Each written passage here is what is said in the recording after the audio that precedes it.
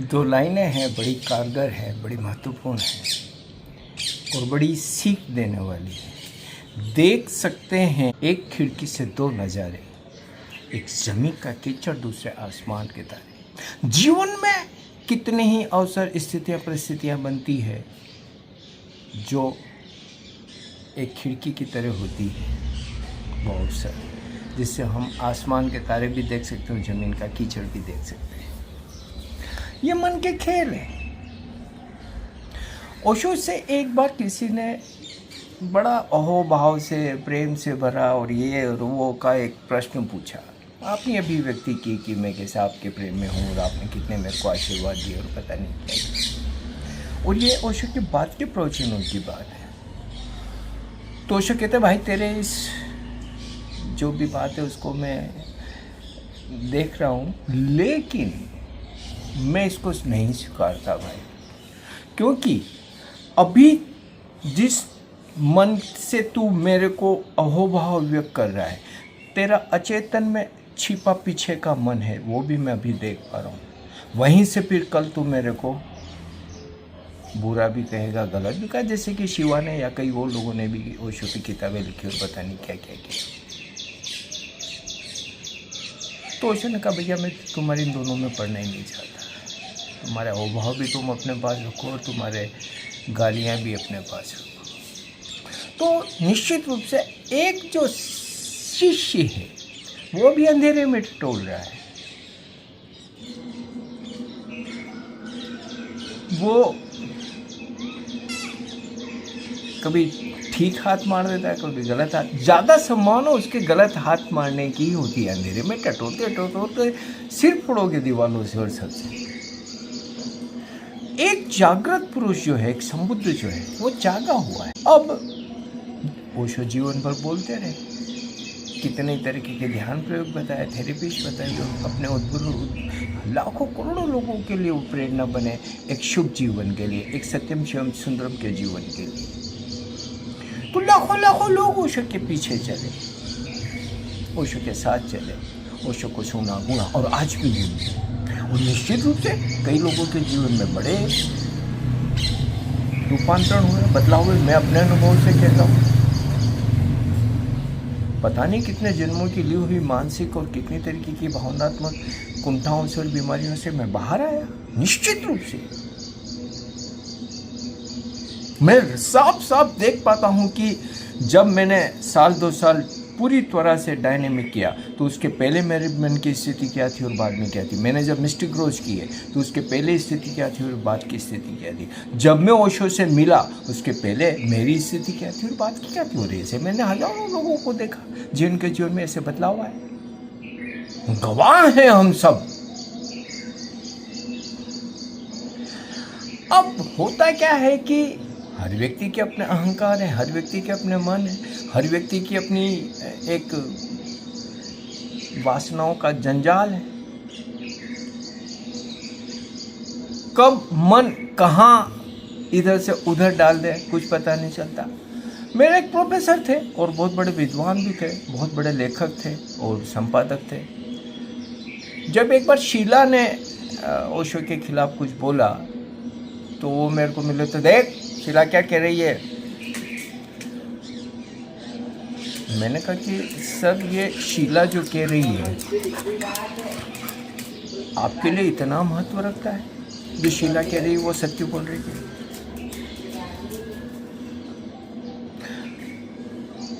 अगर शीला आपके लिए इतना महत्व रखती तो शीला तो सालों तक ओशो को भगवान कहती रही। तब तो आपने नहीं कहा अरे यार देखो शीला भगवान कह रही है तो आपके लिए वो भगवान हो गए। तब तो नहीं हुए थे।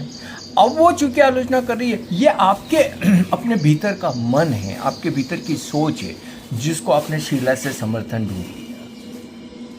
और ऐसे ही सारे खेल होते हैं। जब हम किसी के प्रेम में होते हैं तो चीज़ों को अलग तरीके से देखते हैं। जब उनसे हमारा प्रेम गड़बड़ हो जाता है तो हम उस चीज़ों को और अर्थों में देखने लगते हैं, तिल के ताड़ बनाने लगते हैं।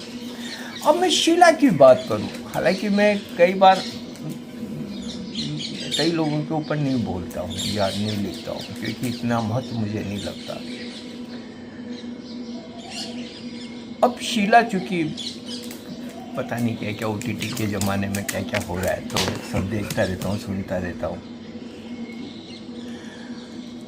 अब देखिए कि अगर शीला के जीवन से ओशो को हटा दो, कौन पूछेगा? कहीं पता नहीं, कहीं गली मोहल्ले में बैठी होती, कौन उसको पूछता? 4 लोग भी अगर उसको जानते हैं तो ओशो की वजह से। उसके जीवन में जो भी उसे मिला वो ओशो की वजह से मिला। उसमें तो ऐसी कोई प्रतिभा और ऐसी कोई खासियत हमने नहीं देखी।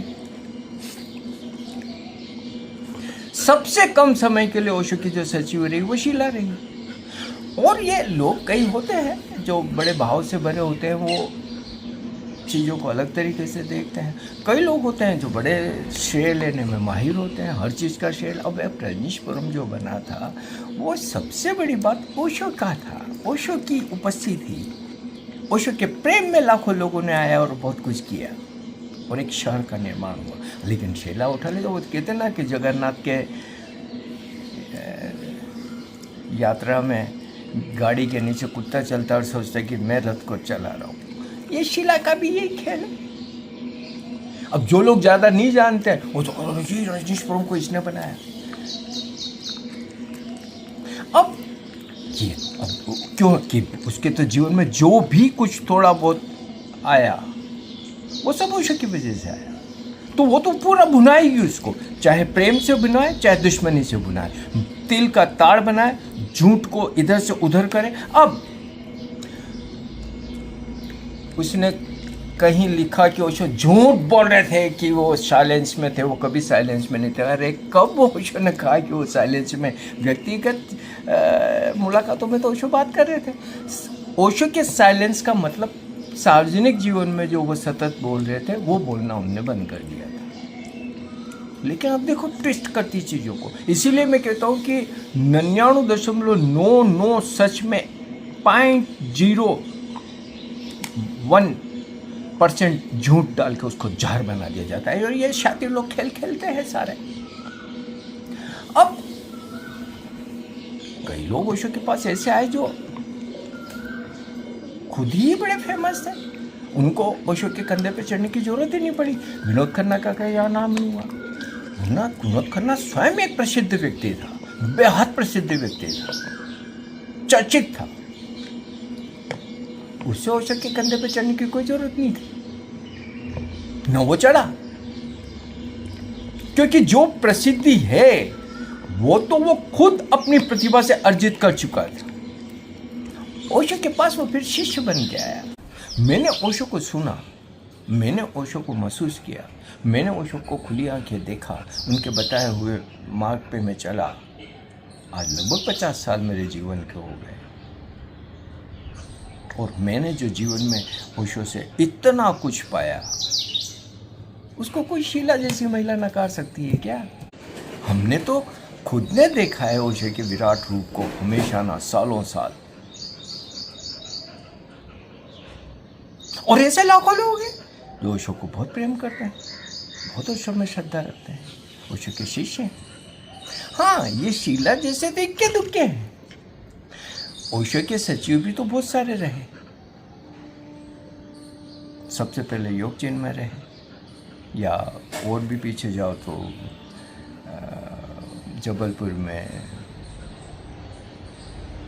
ओशो की चचेरी बहन थी, वो ध्यान रखती थी चीज़ों का। फिर उसके बाद में लोग आते चले गए, तो एक शीला भी आके चली गई। ओशो के आसपास तो अनेक लोग रहे और ओशो के काम में ओशो ने जो भी जो चीज़ें होती रही वो करते रहे। उनने तो कोई किताबें नहीं लिखी।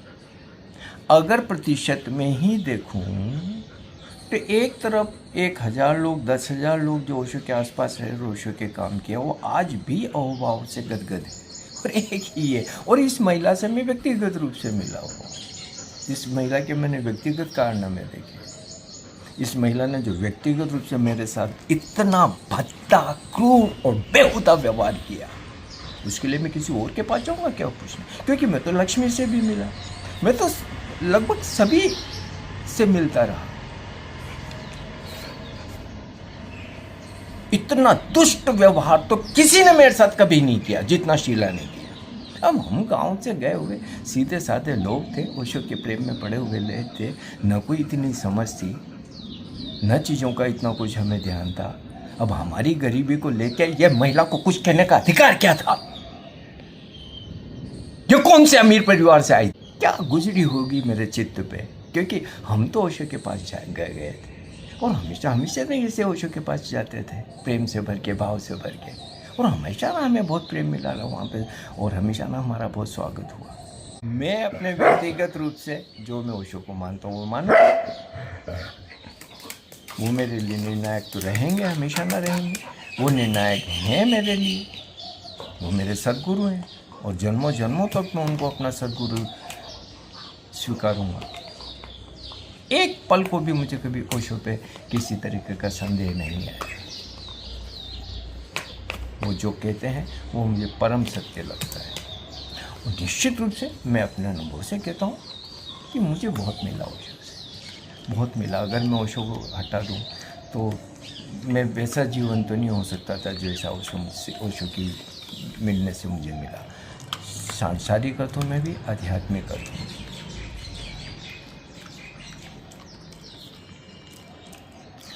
अब ये सरिता जैसी कुछ कहानी बोले तो भाई ऐसा तो दुनिया में पता नहीं क्या क्या हो रहा है, और ऐसी इक्की दुक्की घटनाओं से न समाज बुरा होता है, न घर परिवार की व्यवस्था बुरी हो जाती है, न मानवता इतनी बुरी हो जाती है, न ओशो इतने बुरे हो जाते। देख सकते हैं एक खिड़की से दो नज़ारे, एक जमीन का कीचड़, दूसरे आसमान के तारे। जब हार्ट अटैक आया और मौत के लगभग करीब चला गया, उस अवस्था में भी 1 घंटे तक मैं जिस तरीके से शांत रहा और स्वीकार भाव में रहा, ये मुझे ओशो ने दिया। मेरे कार्डियोलॉजिस्ट मेरे से पूछते यार इतने बड़े अटैक में कोई बचता नहीं, आप बच कैसे गए? तो मैंने कहा हो सकता है कि लोगों को डर लगता है, उसमें एक संघर्ष होता है और उसमें जान चली जाती। मैंने कहा मुझे कोई ऐसा डर ही नहीं लगा। दर्द हो रहा था, बेतहाशा दर्द हो रहा था, तो देखता रहा, पड़ा रहा 1 घंटे तक।